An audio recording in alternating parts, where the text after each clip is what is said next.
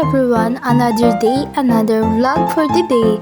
So we will make potato balls. Papunta na ako ng ref para kuhanin yung 4 na patatas na gagawin natin potato balls. So nakuha ko na yung 4 na patatas na gagamitin ko. So yan, binabalatan ko na yung patatas.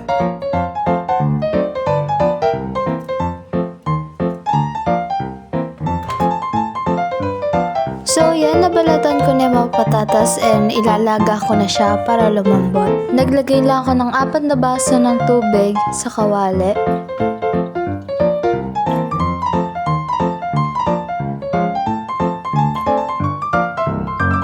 After ko maglagay ng tubig, nilagay ko na yung patatas and sinindi ko na din yung kalan.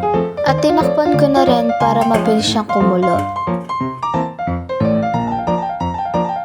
Nung kumukulo na siya, yan tinusok-tusok ko and hindi pa rin pwede kasi matigas pa yung patatas. Kaya tinakpan ko muna ulit. Nung okay na yung patatas, kumuha na ako ng plato at tinidor dahil dyan ko dudurugin yung patatas.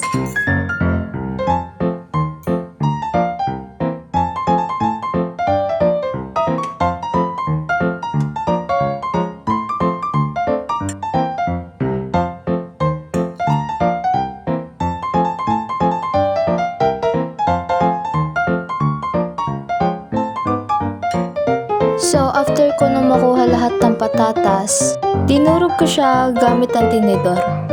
Nung madurog ko na yung mga patatas, naglagay na ako ng 2 kutsara ng harina, onting ginisa mix, bitchin, at paminta. Tinulungan na pala ako ng mama ko dyan. Diba ang ganda ng ngiti niya? Minix-mix ko lang until ma-mix na siya ng maayos.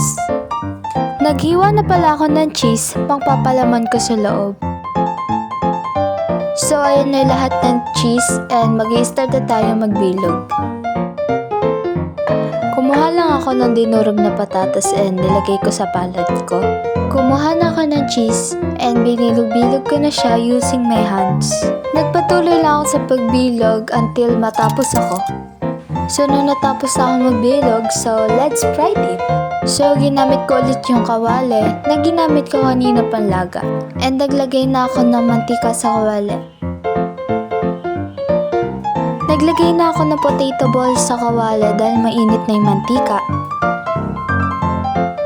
Hindi naging successful yung unang salang ko dahil nadurog. Ayan, nasunog siya. Ayan, hindi successful yung unang salang ko and may 5 na lang natitira.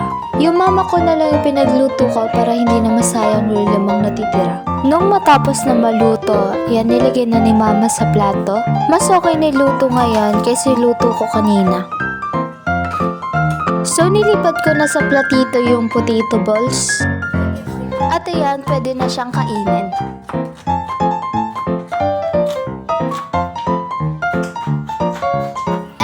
Finished product! And ayan na yung potato balls natin na hindi perfect, pero okay na rin.